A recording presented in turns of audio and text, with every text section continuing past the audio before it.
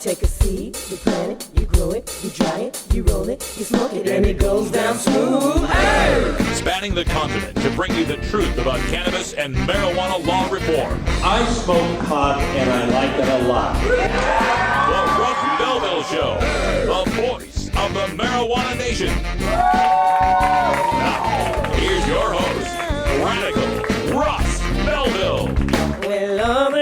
Good day, tokers and tokettes and non-toking lovers of liberty. It is Tuesday, July 28th, 2015, and it's got to be 420 somewhere in the world. Thanks for joining us today. It's our last show of the week. We'll be off the rest of the week.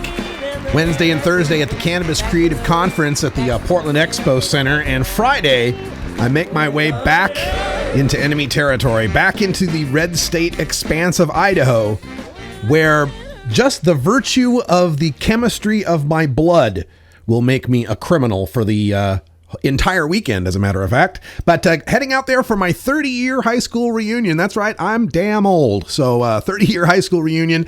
It's interesting, the last reunion I went to, the 20-year, I had just started with Oregon NORML, just barely begun my activism career. And so now to come back 10 years later with a tattoo of my entire career on the back, it's going to be fun. So looking forward to that. We'll be back Monday with more new shows. But joining us today, a very special guest. We've got Ed Gogek, MD, Dr. Ed Gogek. He is the author of Marijuana Debunked, a handbook for parents, pundits, and politicians who want to know the case against legalization.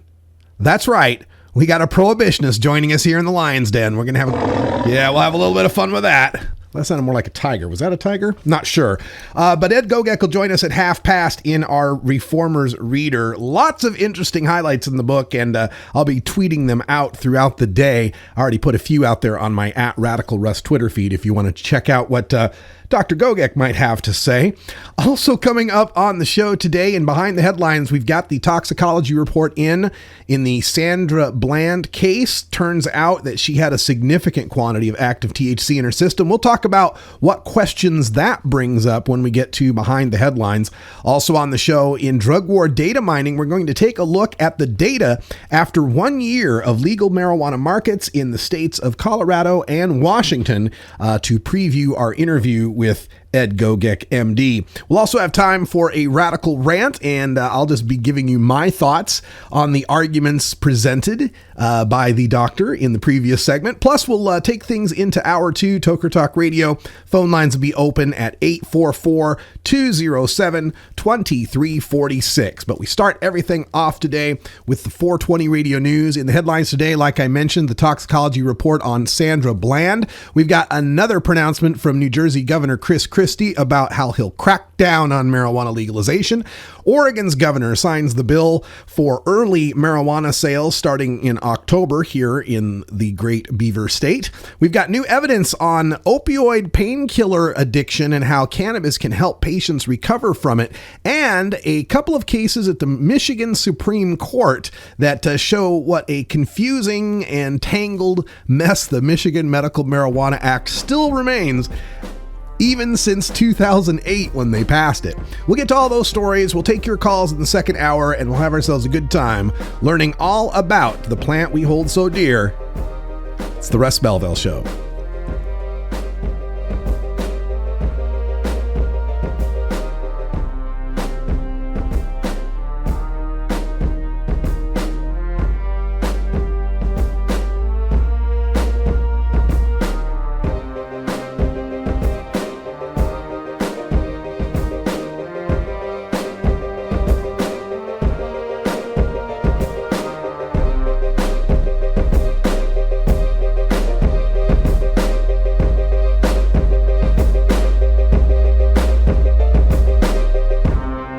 You're tuned into the Russ Belville Show, the voice of the marijuana nation. It's always 420 on your 24-hour cannabis community radio, 420radio.org. 420 Radio is brought to you by Sacred Serum, who is focused on creating elegant and sophisticated cannabis solutions through its line of dispensers and vaporizers that come preloaded with the world's finest cannabis concentrate. Sacred Serum's concentrate is made on pharmaceutical-grade supercritical CO2 extraction machines that use absolutely no butane or other toxic chemicals. The Vesica, the company's innovative new way to dab and frost, is now available in dispensaries across California. Sacred Serum, elegance and sophistication concentrated. Hey, I'm Herb Thrasher, host of the Herb Thrasher Flower Hour, live every Friday night at 8 Pacific. Tune in for 2 hours of metal marijuana mayhem featuring exclusive interviews with the latest bands, highlights of live shows, and the latest in marijuana news. It's the Herb Thrasher Flower Hour, Friday nights at 8 p.m. at 420 Radio, or catch the replay on Saturday nights.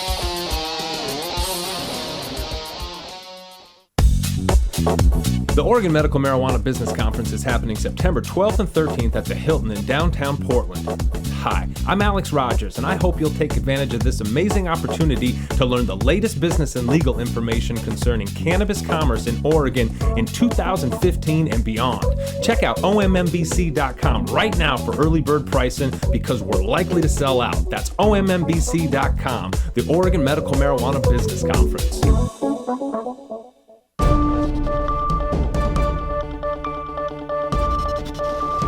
It's time for the 420 Radio News, covering the latest headlines in consumer cannabis, medical marijuana, and industrial hemp. Replays of 420 Radio News are embeddable and shareable from our SoundCloud page at soundcloud.com/RadicalRuss. Now, the marijuana headlines in 4 minutes and 20 seconds. This is your 420 Radio News for Tuesday, July 28th, 2015. An initial toxicology report for Sandra Bland, who died in a Texas jail cell 3 days after her arrest during a traffic stop, raises the possibility that she may have used marijuana while in custody, two experts said. The amount of THC, one of the active components of marijuana in Bland's system, was 18 micrograms per liter, according to the report released Monday. That's more than 3 times the legal limit for drivers in Colorado and Washington, states that permit the recreational use of marijuana. Bland, a black 28-year-old from suburban Chicago, was found dead in the Waller County Jail on July 13th. Authorities have said Bland hanged herself with a garbage bag, a finding that her family disputes. She was in custody after a traffic stop for failing to use a turn signal escalated into a physical confrontation with a white state trooper. Residents in U.S. states that have legalized marijuana should toke up while they still can, New Jersey Governor Chris Christie said. Quote, "If you're getting high in Colorado today, enjoy it," end quote. Christie, a Republican campaigning for the 2016 presidential nomination, said Tuesday during a town hall meeting at the Salt Hill Pub in Newport, New Hampshire. Quote, "As of January 2017, I will enforce the federal laws," end quote, he said. At a time when a majority of Americans say recreational pot use should be legal and 4 states have already made it so, Christie remains opposed. The governor said he believes marijuana alters the brain and serves as a so-called gateway to the use of harder drugs. The former federal prosecutor said Democratic President Barack Obama has selectively chosen which laws to enforce, saying, quote, "That's lawlessness. If you want to change the marijuana laws, go ahead and change the national marijuana laws," end quote. Governor Kate Brown signed legislation Tuesday allowing medical marijuana dispensaries in Oregon to begin limited pot sales to adult consumers on October 1st. Under Senate Bill 460, over 21 consumers will be able to buy up to a quarter ounce of dried marijuana per day at dispensaries, as well as seeds and up to 4 immature plants. This will be the first time that marijuana dispensaries can sell at all to people who don't have a medical marijuana card. Supporters of the measure argue that the state should get a quick start on sales to divert traffic from the black market. And dispensary owners also said they were anxious to move into recreational marijuana sales because the market is oversaturated on the medical marijuana side. Under the temporary sales program, there will be no tax on products until January 4th. At that point, there will be a 25% sales tax. New evidence has emerged supporting the idea that marijuana may help rehab patients recover from and kick their addictions to painkillers. The study, published by researchers at Columbia University earlier this month, showed that patients given a form of THC during their recovery experienced less severe withdrawal symptoms and were more likely to complete their treatment course. 60 patients placed in a clinic to detox from opioids were given either a placebo or 30 grams of dronabinol daily. Dronabinol is a form of THC, more specifically a compound that contains cannabinoids found in the marijuana plant. The patients given dronabinol reported much less severe withdrawal symptoms than those given the placebo. Also, patients who chose to smoke marijuana during the outpatient phase of treatment reported fewer negative health effects, including insomnia and anxiety, than those who did not smoke. The Michigan Supreme Court has remanded a pair of cases back to Oakland County Circuit Court to have another hearing on whether two men can claim immunity from prosecution for growing and providing marijuana to people with medical marijuana cards. The state Supreme Court ruled unanimously today that the Oakland judges must hold hearings on the immunity motion. The High Court said that the lower court ruling on what type of information a caregiver needed to have before providing marijuana to a patient, such as proof of the doctor-patient relationship and the nature of the patient's debilitating condition, isn't a part of the medical marijuana law. But the Supreme Court also ruled that the two men could not present an affirmative defense against the charges. The justices expressed frustration with the law itself, writing, quote, "The many inconsistencies in the law have caused confusion for medical marijuana caregivers and patients, law enforcement, attorneys, and judges, and have consumed valuable public and private resources to interpret and apply it." End quote. This has been your 420 Radio News for Tuesday, July 28th, 2015. I'm Russ Belville.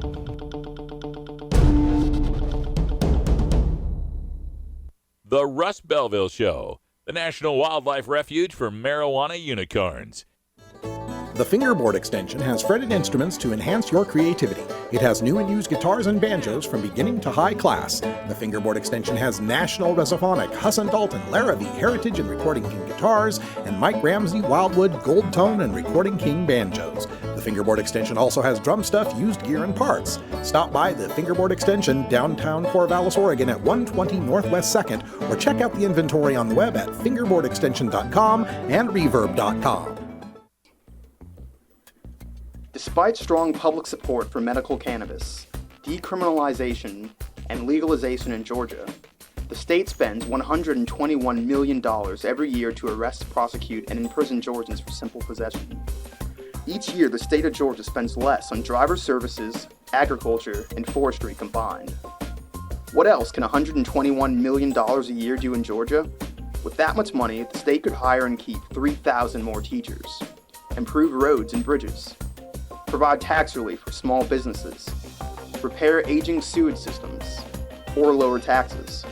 But right now, that's millions of dollars of your tax money wasted on failed enforcement. Tell your representative you're tired of wasteful spending and ask them to end cannabis prohibition. Join the conversation at www.peachtreenormal.org. Peachtree Normal is a proud affiliate of NORML, the National Organization for the Reform of Marijuana Laws. Oregon has joined Washington and Colorado in legalizing marijuana. We're Portland NORML, the National Organization for the Reform of Marijuana Laws chapter in Portland, Oregon. Join us as we celebrate the launch of an exciting new era in marijuana freedom in Oregon. Our job has just begun. Powerful interests want to white out the most important portions of Oregon's legalization law. By joining Portland NORML, you add your voice to the thousands who voted for Measure 91 and want it to be implemented as written. The people have spoken. Now it is time for the legislature to obey the will of the people. Find out more about Portland NORML at portlandnormal.org. Attend our monthly membership meetings on the fourth Saturday of the month. See our website for more details. Portland NORML, ensuring responsible adult marijuana consumers are afforded the same rights, privileges, and responsibilities as beer drinkers.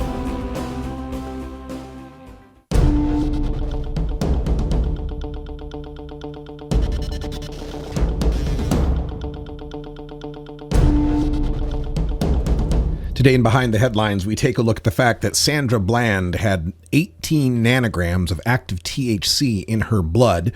The officials from Waller County, Texas, have released the toxicology report from her autopsy. She, of course, died in police custody following a traffic stop, and the toxicology report shows no illicit drugs in her system, aside from 18 nanograms of active THC. Now, according to the experts, such a high reading either indicates that Bland was a consistent, heavy user of marijuana with already high THC levels that released over time, or she had access to and used marijuana within the Waller County Jail.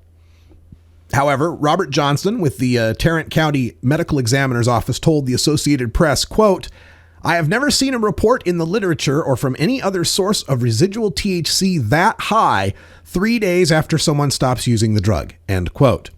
This was followed up by Bruce Goldberger. He's the president of the American Board of Forensic Toxicology. He said Bland had, quote, "a remarkably high concentration," end quote, of THC for someone who had been abstinent for 3 days. And indeed, research by Dr. Aaron Karshner backs up that assertion. Karshner's work from 2009 was entitled "Do Delta-9 Tetrahydrocannabinol Concentrations Indicate Recent Use in Chronic Cannabis Users?" It was published in the journal Addiction. She took 25 frequent marijuana users, including 11 African American females, and subjected them to 7 days of monitored abstinence. The greatest reading for THC levels after 3 days was 3.2 nanograms per milliliter. 1/6 what Sandra Bland had in her system. Now, dash cam video of Bland at her traffic stop shows no indication of someone who is currently high on marijuana. As she drives, she maintains lane integrity and a lawful speed. She's only stopped when she's trying to pull over for the cop, who comes up upon her from behind very quickly. She failed to signal and gets pulled over. After she stopped, she exits the vehicle. At the point where she exits the vehicle, she does not appear to be impaired to any degree.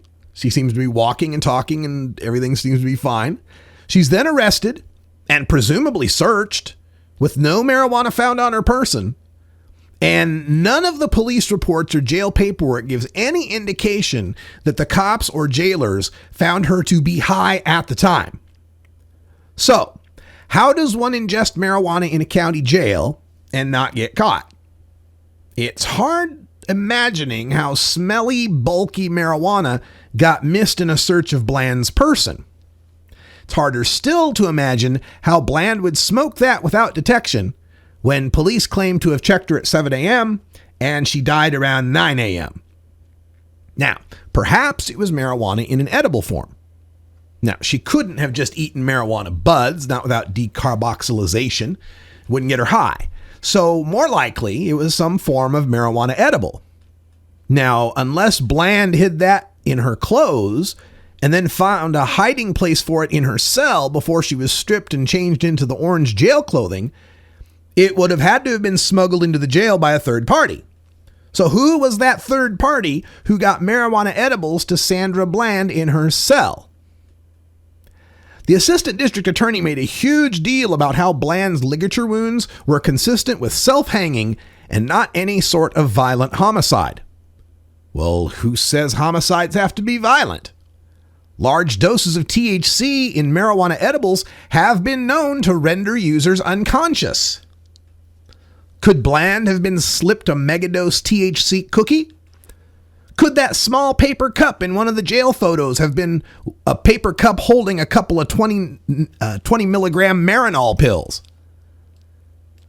If we dismiss this conspiracy thinking about her death, what we're left with is the reality that Sandra Bland likely acquired and used marijuana while in the Waller County Jail, in addition to inexplicably being given access to a plastic trash bag long and strong enough to hang oneself with, after having supposedly mentioned suicidal ideation in her past. We're supposed to believe that a vibrant young activist against police brutality, who just landed her dream job at her alma mater, who couldn't wait for her day in court to address her police mistreatment, after 3 days in jail without bail, somehow got a hold of marijuana in jail, got depressed, and hanged herself in a cell conveniently out of camera view. Right. Sure. Yeah. Right. This marijuana that made Trayvon Martin aggressive, that made Michael Brown impervious to bullets, that made Jared Loughner shoot a congresswoman, somehow that marijuana made Sandra Bland depressed enough to suicide shortly before she could have gotten bailed out of jail that Monday morning. Right. There's something still fishy about this tale, And they say they're going to be releasing more jail video of Sandra Bland. We will not forget about this case. We'll be bringing more details as they become available.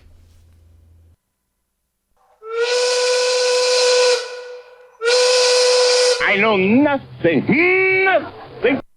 Yeah, there's a certain Sergeant Schultz level competency going on there in Texas. Marijuana in our jail? I know nothing. I know nothing. How plastic bags that people can... I know nothing. How could they get a plastic bag? I know nothing. All right. 20 after the hour. We're back with Drug War Data Mine right after this.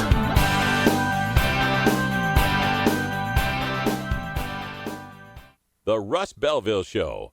We're as much like Cheech and Chong as ordinary Americans are like the Three Stooges. Hey, Mo!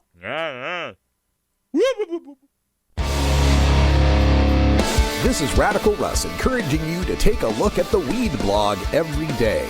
Johnny Green and the staff at the Weed Blog are on top of all the latest developments in the fight to end marijuana prohibition nationwide. You can even get the Weed Blog on your smartphone by installing the Weed Blog app for iPhone and Android. If it's about weed, it's on the Weed Blog, including my original writing. So don't delay. Read the Weed Blog today. You're listening to 420 Radio. Listen Wednesday at 2 p.m. Pacific for Drug Policy Facts, podcasting at drugwarfacts.org. Hosted by the editor of Drug War Facts, this show is a wealth of information for seekers of truth in the drug policy debates. Check our online listings for Drug Policy Facts with Doug McVeigh from drugwarfacts.org. Get.Buzz. .Buzz is the internet platform that fuels community interest, excitement, and new experiences. .Buzz is the premier online destination for internet users seeking the latest news on a variety of topics. .Buzz appeals to groups active in blogging, communications, journalism, advertising, and marketing. .Buzz offers registrants a stronger alternative to the shrinking namespace of existing top-level domain names, such as .com, .net, and .org. Get your name now at get.buzz. Arguing for the end of adult marijuana prohibition is easy because we have facts, science, reason, compassion, evidence, truth, and logic on our side. It is even easier when researchers catalog it all for us. Learn how to gather the facts on marijuana use, arrests, seizures, rehabs, drug tests, and more in this edition of Drug War Data Mining. Today in the Data Mines, we're taking a look at the results of marijuana legalization market style in Washington and Colorado. Because for so long, this debate about legalizing marijuana has hinged on abstract concepts. What would happen if we were to legalize? And various pronouncements of how the sky would fall. But now we actually have data. We actually have historical record here on marijuana legalization in 2 states that have proven most, if not all, the claims by the prohibitionists of doom and gloom have failed to materialize. We are seeing a decrease in traffic fatalities. In Colorado, traffic fatalities went down in 2014, according to the Colorado Department of Transportation. The state had a 3% drop compared to 2013, and the decline in 2014 marks a continuation of a 12-year-long downward trend in traffic fatalities in the state of Colorado. That doesn't necessarily mean marijuana makes the roads safer, but it certainly means that the pronouncements by the doom and gloom prohibitionists that we're going to have marijuana mayhem on the freeways isn't happening. We're not seeing it in the state of Colorado. We're seeing a mass increase in tax revenue. The final tax revenue figures for Colorado, for the state of Colorado, coming in around $70 million in tax revenues. A similar figure coming out of Washington state, $70 million for a combined $140 million in tax revenue between these 2 states. And yet, prohibitionists will often argue that the cost from these drugs that we legalize don't match the tax revenues that we get from them. They'll often bring up the fact that alcohol and tobacco are legal, but they only bring in 1/10 the tax revenue of what they cost society. Which begs the question, if we've got $140 million in marijuana tax revenue, Where's the $1.4 billion in social costs in those two states? Haven't seen them. Haven't even seen the costs that would equal break even in that case. And that's not even counting the savings that we have from no longer prosecuting many marijuana crimes. All filings for marijuana crimes in the state of Colorado in the past 2-year period have gone down by 80%. Similarly, gone down by 63% in Washington state, because home grow is still illegal there, so they still have a lot of people to bust for that. So 4 out of 5 crimes we would have sent to at least the state of being heard by a judge and sent to probation. At most, having to go through a judge, go through a fining, a sentencing, a cell, a probation, a parole, a drug court, all the drug testing for that person. We've saved all that money as well. Let's also not forget the economic benefits. Colorado currently has the fastest growing economy in the United States, and their unemployment rate is at a 6-year low. There are 16,000 people licensed to work in the marijuana industry in the state of Colorado. Workers at dispensaries receive average wages around $17 per hour. And youth prevention, this is the other one. What about the children? What about the children? Recent reports have shown that youth disapproval of marijuana, as well as youth use of marijuana, have changed in the directions we'd want. Kids are more disapproving of marijuana and are using it less. This was a study came out. It's examining marijuana use from 2002 to 2013, found between the young teenagers, 12 to 14-year-olds, their strong disapproval increased from 74.4% to 78.9%, and their past year marijuana use decreased from 6% to 4.5%. We've also seen numerous studies now that have shown us that marijuana legalization or medical marijuana legalization in the states does not create any appreciable difference in the use rates of the youth. Now, the states that have medical marijuana and legalization have higher youth use rates, but they always have. That's part of the reason why those states pass those laws, because in general, the entire culture, youth and adults, are more accepting of marijuana. So the other things that we can show, marijuana arrests in Colorado down since the passage of the amendments, Amendment 64, possession cases down 78%, distribution cases down almost 98%, cultivation cases down 78.4% in the years between 2010 and 2014. We see fewer cases going through the Colorado courts, and this is on a county-by-county basis, all around the state of Colorado, money being saved that's no longer being used to prosecute responsible adults for their marijuana use. Similarly, in Washington, we see a drop in the numbers of arrests. Again, marijuana law violations down 61%. We see a decrease in the crime rates in both Washington and Colorado. Violent crime is down. Property crime is down. Tax revenues are up. Crash risk remains stable. The marijuana changes in Washington and Colorado show us that we can have a system that treats marijuana like alcohol and actually works to assist our efforts in public health, actually works to have fewer kids using these drugs, just as fewer are using alcohol and tobacco these days. All right, stay tuned. When we come back, we will have Ed Gogek, MD, author of Marijuana Debunked, a handbook for parents, pundits, and politicians who want to know the case against legalization. He's going to try to talk us into why marijuana should be illegal and why that's the best policy option. This will be fun. Stay tuned.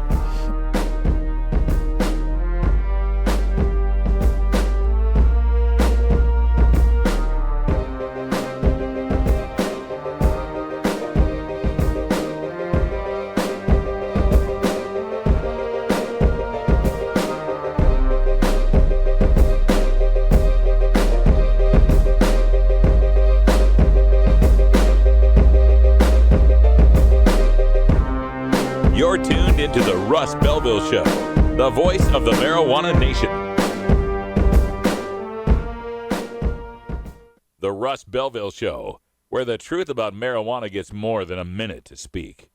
Hey everybody, it's Radical Russ here from 420 Radio, inviting you to be like me and get your ink done at Lucky Horseshoe Tattoo, Fort Worth's most female-friendly, clean, sterile, awesome tattoo shop.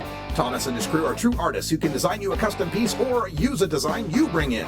Lucky Horseshoe Tattoo also offers all styles of tattooing as well as piercings and all-around fun. In the DFW area, stop by Lucky Horseshoe Tattoo and tell them Radical Russ sent you. Trust me, it'll feel awesome. There's so much I worry about as a mom. Stephen Harper thinks that organized crime should continue to profit from marijuana prohibition. Imagine regulating marijuana like alcohol and cigarettes with a strong and clear educational message, making it more difficult for my kids and your kids to access. Drug dealers don't ask for ID. Stephen Harper does not have the kind of judgment we need to protect our children, authorized by the Normal Women's Alliance of Canada.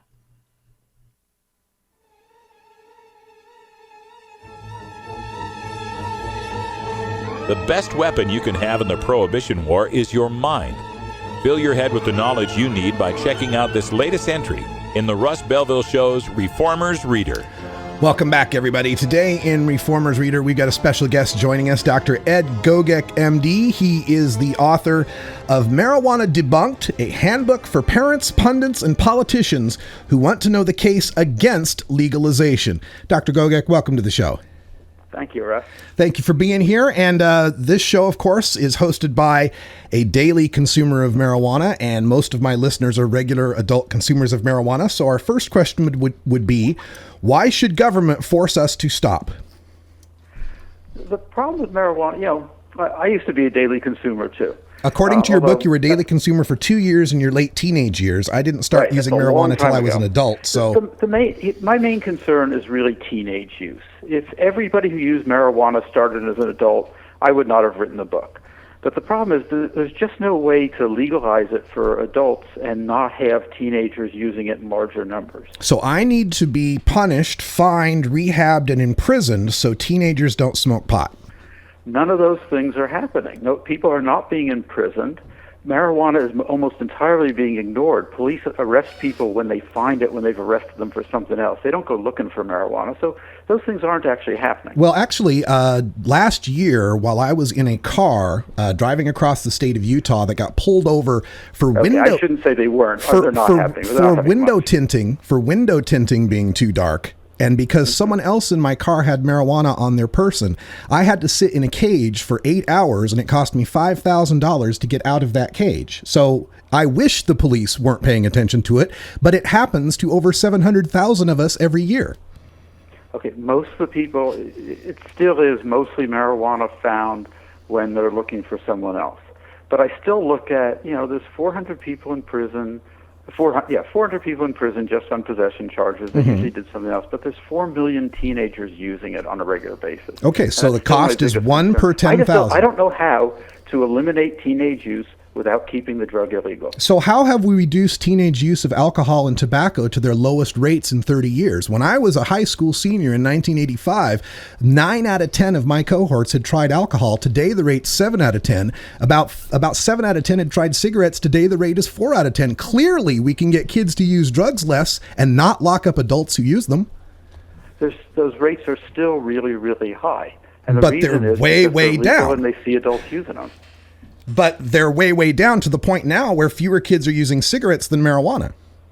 Right, but it's still a large number of both. Right, but you're not denying the fact that under a legal regime of legal tobacco and legal alcohol, where we didn't arrest any adults, we were able to have massive declines in the youth use rates of those drugs. Correct? It's been a huge effort, but it's still really high. The drugs that are really not used are the ones that are strictly illegal. So is it your that have the lowest rates of marijuana use are the countries where it's strictly illegal. Then that's what seems to work. Then how is every argument you have in your book for keeping marijuana illegal not an argument to further illegalize the use of alcohol and tobacco by adults, since, as you say, the rates are still high? if I work with all sorts, alcoholics and smokers, and most smokers have tried to quit and want to quit. And I actually think if we held a referendum and let only smokers vote, they would vote to ban the drug. So because it would help them. So I don't disagree with you on that. Well, my father was an alcoholic and a tobacco smoker. He got clean and sober in 1980 and went back to college and became a drug and alcohol counselor. Didn't kick tobacco till 1996. Why do you not advocate for government forcing him to have to stop those behaviors? Well, I don't really advocate for forcing people to stop. No, wait a minute. You're advocate. I've read your book. You're advocating for something called SBIRT, Strategic Brief Intervention and Referral Treatment, something like that, where if I'm caught with marijuana, I have to engage with someone against my will who wants me to stop doing that. I don't understand why you want me to stop smoking pot. I do think that daily marijuana use is a problem. I mean, it certainly was for me. It certainly is for most of the people I see. Okay. But again, it's, usually I've heard other people say this. Most people manage to never get caught.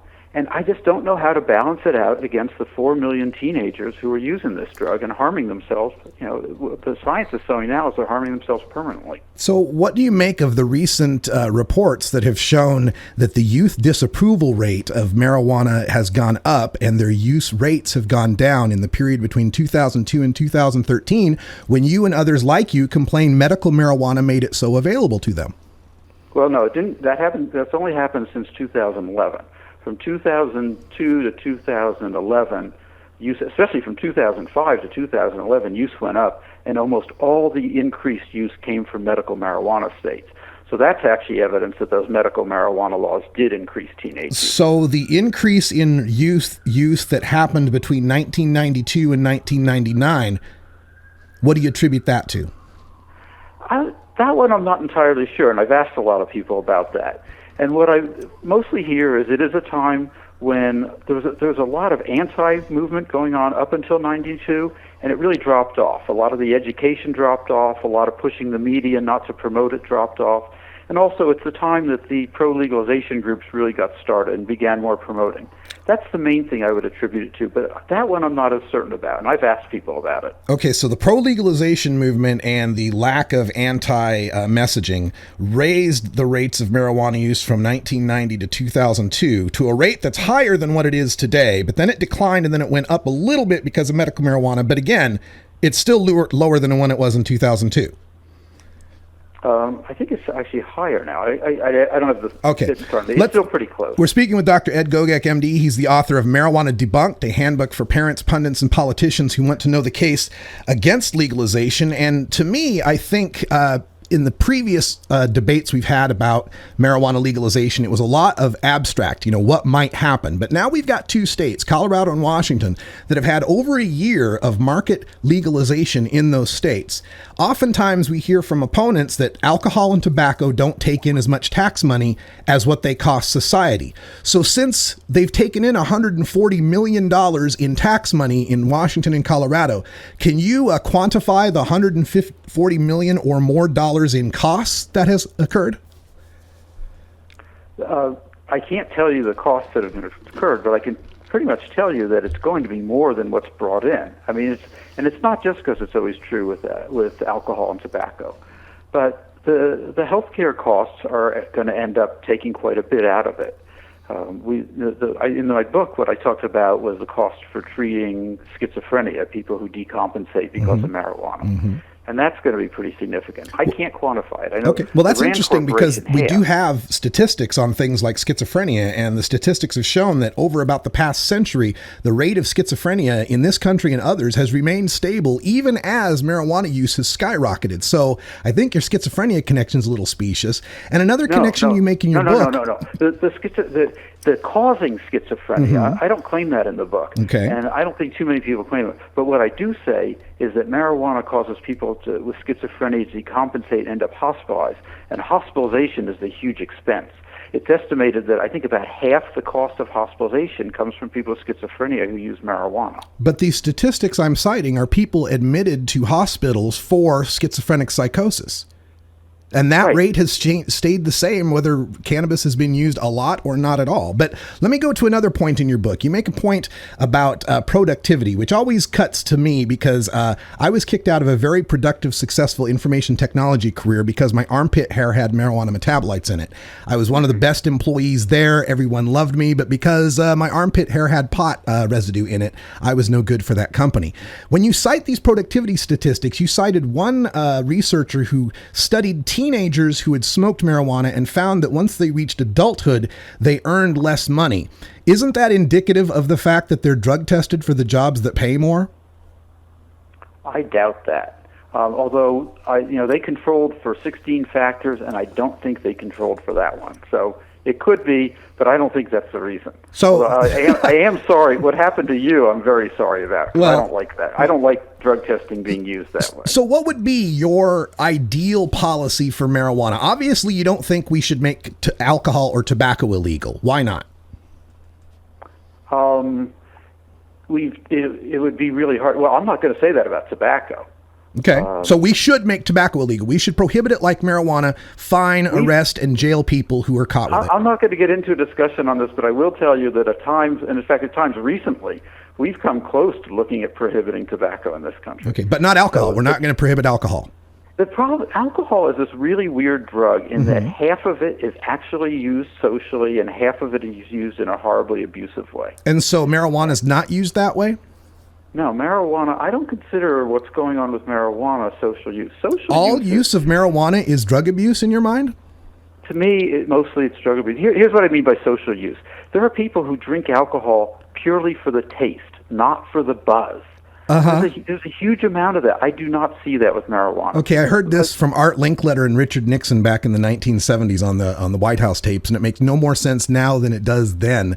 If there's nothing more social than a group of people passing a joint around in a circle, I don't know what could be more social. And when it comes to alcohol use, if you really want to propose the idea that people drinking alcohol at a cocktail party are just doing it for the flavor, replace all the beer with O'Doul's and replace all the hard liquor with grape juice and see how far your party gets. I will tell you that for me, the idea of drinking just for taste just makes no sense. But there really are people who do that. There are cultures that do that. I've not been, alcohol is a very weird drug that way. So what you're telling me... I'm not going to debate the legalization of alcohol. Okay, so what you're telling me then, though, is that alcohol and tobacco remain legal for cultural reasons, and marijuana, then, you're banning it for cultural reasons. You're banning it because we don't have the same cultural clout, the same history, or the same numbers to fight you. No, it's absolutely a historical thing. Alcohol and tobacco became ingrained in the culture long before we realized how harmful they were. If alcohol were invented today, we would ban it immediately like we do with spice and bath salts and all those other designer drugs that come along. Okay, but since it's been around so long, there's nothing we can do about it. We just have to accept the 88,000 people a year who die from it. There's a lot we can do about it, but it's a huge fight against the alcohol industry. People are always trying to do all sorts of things to curb teenage use. That is one of the main reasons I do not want to see another drug legalized to the point that there's an industry that can lobby Congress and that can advertise and that can pitch their product to teenagers. So because the most deadly drugs are legal, the least deadly drugs shouldn't be. No, the most deadly drugs are not legal. Yes, they are. Alcohol and tobacco objectively kill more people than anything else in this country. You wrote that in your book. That is because it is legal. You wrote it in your book. No, but that's because it is legal. And I said it in the book. I said the reason it says right in the book, alcohol is no more dangerous than black tar heroin. The problem with alcohol is you can get it at every store and it's available in most homes. All right, that's all the time we've got, I'm afraid. But thank you for joining us, Dr. Ed Gogek, the author of Marijuana Debunked, Handbook for Parents, Pundits, and Politicians who want to know the case against legalization. And thanks for joining us. I enjoyed the discussion. Thank you very much, Russ. All right, stay tuned. We're back with a radical rant, and I might have a few things to say. Stick around.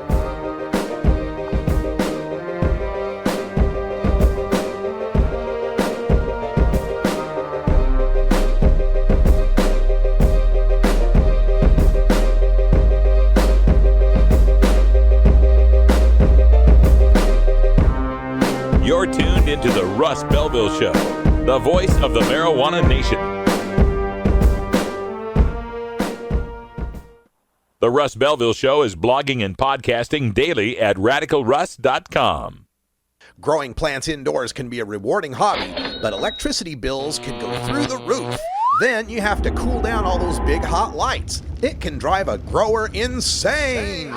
With Lush LED lighting, you can solve many of these issues and double your rewards. Matt and his scientists have developed the perfect light for flowering plants with far less cost and heat. And the results? Very effective. Check out lushledlighting.com right now and tell them Radical Russ sent you. You know Herb Thrasher from the Herb Thrasher Flower Hour. Now get ready for Herb Age Designs for the proud cannabis consumer. Herb Age Designs, lifestyle gear for the 420 friendly. Herb Age Designs, we've got Frisbee golf discs and durable hemp gear. Herb Age Designs, we've got shot glasses, drinking glasses, coffee mugs, and beer cozies. Check us out on Facebook and online at herbagedesigns.com. And follow Herb Age and Herb Thrasher on Twitter.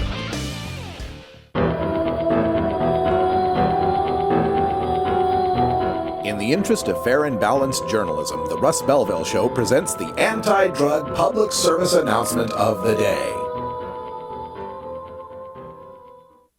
It's a fact. Pot hurts. That's why we don't do pot. You just don't feel in control. You know you did something stupid, but you don't remember what. It just makes you lazy.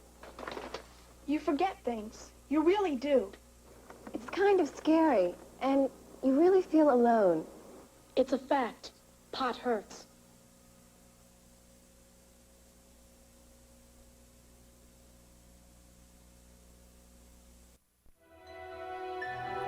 This has been the anti-drug public service announcement of the day. To cure this sort of reefer madness, listen to the Russ Belville Show every weekday on 420radio.org. At Herbie's Cannabis Seeds, we pride ourselves on bringing you the best quality seeds from the world's most respected cannabis seed producers, all at the lowest online prices. You can find Herbie's Seeds at herbiesheadshop.com. All cannabis seeds are sold as souvenirs and as a means of preserving cannabis genetics. Herbie's Seeds in no way intends to condone, promote, or incite the use of illegal or controlled substances. We strongly urge all prospective customers to check their national laws prior to placing an order. Herbie's Seeds at herbiesheadshop.com. Proud sponsors of the Russ Belville Show and 420 Radio. Tjena, jag heter David, PKA The Dirtball. Vi ska röka hela tiden, alla år. We must wage what I have called total war against public enemy number one. I support a change in law to end federal criminal penalties for possession of up to 1 ounce of marijuana. That marijuana, pot, grass, whatever you want to call it, is probably the most dangerous drug. Some think there won't be room for them in jail. We'll make room. I experimented with marijuana a time or two, and I didn't like it and didn't inhale. One major responsibility is to encourage people to use less drugs. Entirely legitimate topic for debate. Radical Rant. Well, folks, I can't let that last segment lie. Oh, my God. All right, so our last guest was Dr. Ed Gogek, author of Marijuana Debunked, a handbook for parents, pundits, and politicians who want to know the case against legalization. And believe it or not, folks, I'm going to recommend you get this book. I really think you should. And get Kevin Sabet's Reefer Sanity while you're at it. You should read these books. Know your enemy, man. Lao Tzu's Art of War. Know what they're thinking. Learn how they're trying to put their arguments together. Figure out what the weak point in their little Jenga tower of illogic is. That's what's important. I think you noticed from my line of questioning how I like to handle these guys. And that is get it out of the realm of statistics. Get it out of the realm of studies. Get it out of the realm of what about the children? And take it to the personal. Why do you want to punish me for using marijuana? No, I don't want to lock you up. We can fix our criminal justice system. We propose a third way. Whatever you're proposing begins with the premise that adults should not have the choice to use marijuana. However else you want to dress it up, pretty it up, call it rehab, call it treatment, address productivity, address crime statistics or how it harmed the children or traffic, all of that's window dressing around the initial premise, which is adults should not have the choice to use marijuana, and that we should use the force of government to stop them. And I'm sorry, that's just a flawed premise from the get-go.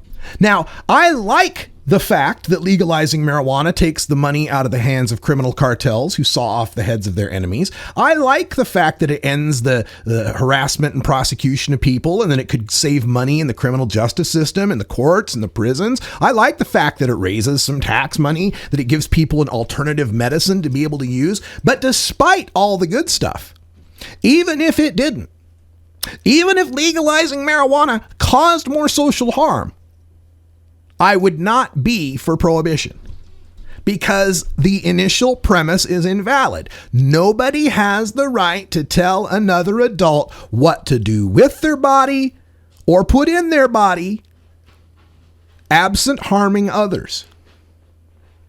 And I'm consistent on this. I'm against forced vaccination. Now, I think there ought to be severe, quarantining of people who don't get vaccination, but no government, no force has the right to force you to put stuff in your body. I digress. Let me play a clip for you that perfectly encapsulates one of Dr. Goget's points earlier, where he mentioned that, well, about half of marijuana use, or about half of alcohol use is drinking to get drunk, and the other half is social, because people just like the taste of it. Well, I suppose they could say that alcoholics don't think straight too, can't they? Yes, surely. But another big difference between marijuana and alcohol is that when people smoke marijuana, they smoke it to get high. In every case, when most people drink, they drink to be social. You don't see people. That's right. See, they sit down with a marijuana cigarette to get high. A person does not drink to get drunk. That's right. A person drinks to have fun. If they smoke marijuana, you smoke marijuana. You want to get a charge. Right now, I'm sorry. You want to get a charge, float, and this and that and the other thing. That's Art Linkletter, the TV host, speaking with Richard Nixon way back in the early 70s, as caught on the White House tapes. You can hear Nixon saying, people drink to have fun, but when you're trying to get high, we're trying to smoke marijuana, you're just trying to get high, trying to get a charge out of it. And it perfectly encapsulates, and I'm so glad Dr. Goget said it, because it's this culture thing that they're blind to. Notice how difficult it is for them and how much they start stammering when you start bringing up every argument you're making is a better argument for banning alcohol and tobacco. And he wouldn't even back off the tobacco one. Oh yeah, I think if you asked just tobacco smokers, they'd vote to ban tobacco. Okay, if I asked just plantation slave owners whether or not slavery should exist, they'd probably vote for that too. I mean, yeah, what difference does that make as to whether or not it's right or wrong? Nobody ever tried to force my dad to stop drinking, and it damn near killed him. Nobody ever tried to get my dad to stop smoking cigarettes, and it damn near killed him. So what is the rationale for trying to get me to stop smoking pot? All your arguments fail when you're talking about me. And that's why I like to get to this argument, because I have some advantages that other people don't have in being able to make that point. I don't have children. You can't say that my marijuana use is impressing upon my kids any this or that. I don't have kids. I don't own a car. I take public transportation and I ride a bike. So you can't say that my marijuana use is creating mayhem on the freeways. I work for myself in my home. So you can't say that my marijuana use is affecting the global productivity or the state productivity or whatever the hell. And I didn't start smoking pot till I was 22 years old. So you can't make the argument that I was addicted from teenage years or whatever. Maybe I'm a marijuana addict. Maybe. Whatever definition you want to, whatever label you want to put on the fact that I use marijuana multiple times a day, every day, go ahead and slap that label on me. And then explain to me why the drinker who consumes with as much frequency as I do isn't forced to stop his drinking. Oh, because it's cultural, because cultures have always accepted it and people like to drink for the taste of it and yada, yada, yada. Because you won't respect the fact that alcohol is a drug. And all the demonization you're making about drugs applies to alcohol as well. Notice how I caught him with the thing of, but kids are using marijuana or using alcohol and tobacco less. It went from 90 and 70% down to 70 and under 40%. Well, yeah, but those are still really high numbers. So what do you propose? If your proposal is that marijuana use is only at 7 or 8% because it's illegal, then doesn't that portend that we should make tobacco and alcohol illegal so we can get it down to 7% as well? If that's your rationale. See, these guys, he made that point. It's in his book as well, where he talks about alcohol doesn't kill so many more people and just isn't that really that much more harmful than methamphetamine or black tar heroin. It kills so much more people because it's available. It's openly available and people can get it. Oh, so this is the argument that says the popularity of drugs has to do with how legal they are. And yet, cocaine is more legal, it's more legal than LSD. Not a lot of people use LSD. More people use cocaine. Even more people use prescription pills. So if the idea is make it illegal so that no one will use it, then you have to make that argument for alcohol and tobacco. It makes no sense otherwise. And really, what this comes down to is a criminal market. See, these rehab guys, and reading his bio, he mentions how he smoked marijuana. He was a heavy marijuana smoker for 2 years in his teenage youth. And then got caught, and then had a family friend who was a lawyer who worried seriously about him, that convinced him that he needed to go, turn to another direction. And that's great. That's fine. I don't have any problem with how people's own personal recovery and substance abuse stories. That's fine. I mean, some people do have a problem with marijuana. Some people do and shouldn't use it. And it sounds like Ed's one of these guys.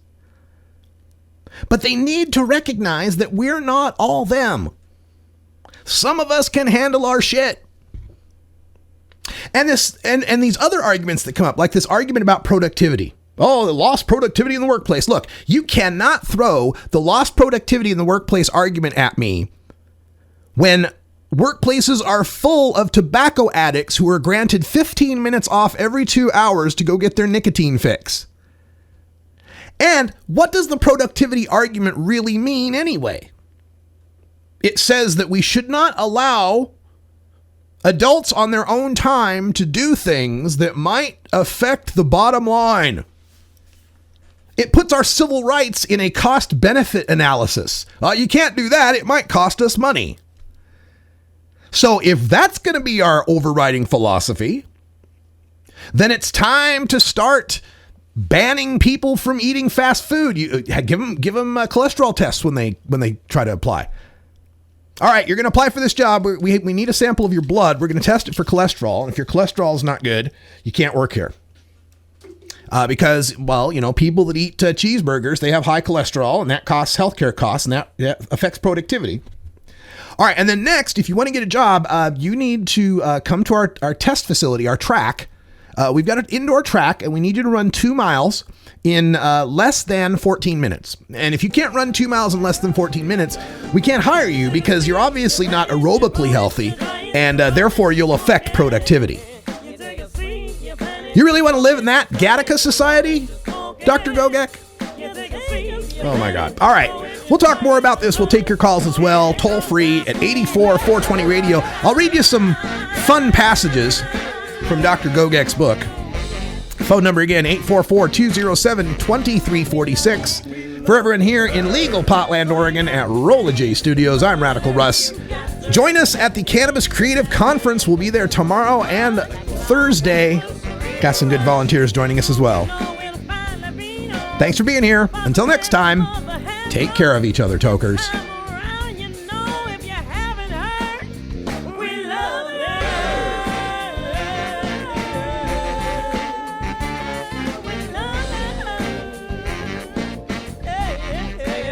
This is the Russ Belville Show.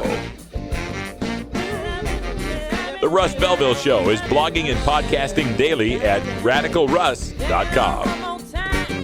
You take a seed, you plant it, you grow it, you dry it, you roll it, you smoke it. You take a seed, you plant it, you grow it, you dry it, you